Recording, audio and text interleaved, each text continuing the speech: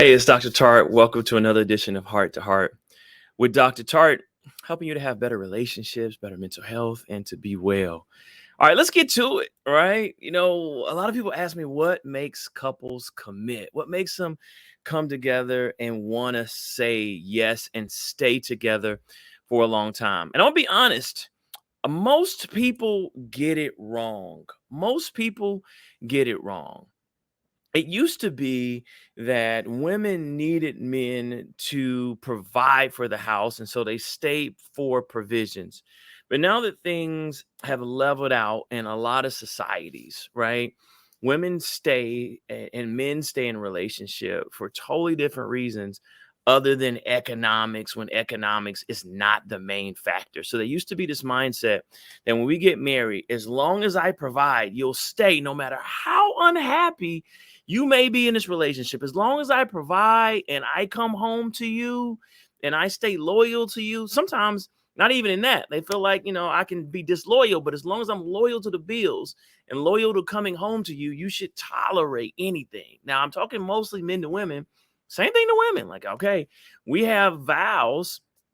We said till death do us part, but you mistreat me on a regular basis. You mistreat me on a regular basis. All right. And so you should just stay because of your vows. People don't do that anymore. And they shouldn't. All right. And they shouldn't. All right, here's an interesting fact. 2/3 of divorces are initiated by women. All right. That backs that fact up, right? 2/3 of you could Google it, you could look at the research yourself.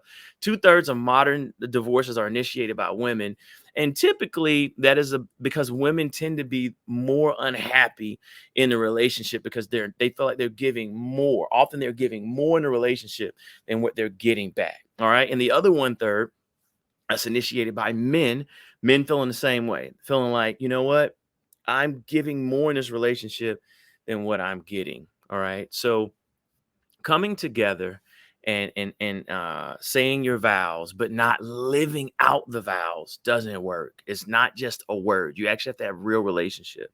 So you can't say, to have and to hold and not be affectionate only to your spouse. You can't say for better, for worse, and when you're worse, not changing yourself so that it could be better, right? It's not like, okay, just stay because I'm beating on you, stay because I'm cheating on you, stay because we got married but I don't talk to you, we don't connect. I don't go to therapy when I'm having problems. You can't do that. All right. It says in the word Acts 2:42. Acts 2, verse 42. They devoted themselves to the apostles' teaching and to fellowship and breaking of bread and to prayer. Now, this applies to marriage and relationships because what they're basically talking about in this scripture is that they got closer to God by doing the things that God asked them to do and regularly fellowshipping and having relationship and connection with one another. Right? It's not enough just to call yourself a Christian, not enough just to call yourself a husband, a spouse, a boyfriend, a girlfriend, a partner.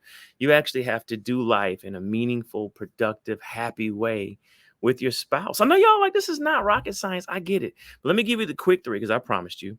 These are the three things that keep marriages together according to the research, Dr. Carol Rusbelt. Because I know a lot of people just put these facts up and don't back them up. All right, number one, mutual satisfaction. I have to be as happy being your husband as you are being my wife. Being your boyfriend, girlfriend, partner, whatever language y'all want to use, has to be mutually satisfying. People don't stay in relationships where the husband is happy, but the wife is not.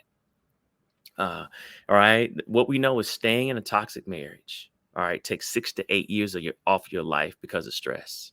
All right. And people get to the point where they have self-preservation in a positive way, right? And I'm not letting anyone take 6 to 8 years off of my life, especially if I have children, grandchildren, I want to be around. No, no, because you want to be toxic in a relationship and say no to counseling, say no to books, say no to prayer, say no to getting, no, absolutely not. I'll see you. All right. Number two, it's not just me. I do believe it though. All right. It's why you have to behave differently. I behave, make sure that Mecca's good, right? She has to make sure that I'm good. We mutually satisfied. All right. No one's staying because it sucks just cause. Nah. Mutual investment. We both have to build up our marriage. We both have to build a relationship. You have to plan a date, I have to plan a date. Or if it's not that even, you may plan a dates, but then you're the one that is making sure that you're planning for the financial future. All right. We're dividing the labor when it comes to children. We are cleaning up and doing chores together. We both work, or we're both chipping in and make sure that we get someone to clean the house, fold the clothes, whatever it is. Like we're going to marriage retreats. You're signing up, I'm signing up, right? Just you get it. Like we're mutually investing in the relationship, right? It's not just me. We're both doing this. Now, it doesn't have to be equal. I mean, it doesn't have to be the same thing, but we both need to be investing in different ways. And then here's a sobering fact: the quality of alternatives. This is what really makes people go. When I deem I could do better, either by myself or with another partner, than being with you, I leave if I can financially. That's not me. Don't say, Alduan, you're so mean. Dr. Tartt, you're so mean. I'm telling you what the research from Dr. Carol Rusbelt, Rusbelt, look her up, world-renowned psychologist, has found when she studied marriages as to why people leave. All right. It's not mutually satisfying. Neither one of us are happy, or one is happier than the other, right? Two, mutual investment is not even. I'm putting in more. I'm setting up the counseling sessions. I'm going to financial planners. I'm trying to do these things. I'm reading books on relationships. You're doing nothing. All right.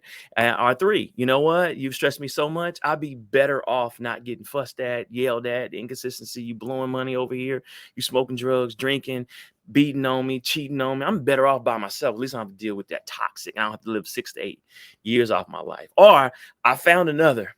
Or I believe if I go through a season of healing, I can leave Future if I'm Sierra, and I can go to Russell Wilson. It's pretty simple, right? And I just want y'all to know that. So, because how many of us know that? Some people still had that old paradigm. We just stay together, even though I mistreat you, or even though we're not good. We don't have fun. We don't go on date nights. We don't make love. We don't touch. We don't romance. We don't celebrate each other. We don't have deep communication. We don't go to counseling or workshops or anything when things are not going well. We don't build up our relationship. We don't see a financial planner or wealth coach. Nothing. Just stay together, even though you're miserable. I'm telling you, it's not going to happen. All right. A lot of people just are people. A lot of times people just stay together and they're married but separate. They're like, we're gonna stay in the same house because I'm not gonna divorce, and you decide not to divorce because we don't want to split our stuff and our things, but we sleep in separate bedrooms indefinitely. You don't want that kind of marriage. So here's a challenge: change your thinking about relationships and marriage to the new paradigm. Right? The new paradigm is the three things that we talked about. All right. So, failure to adapt is a mistake.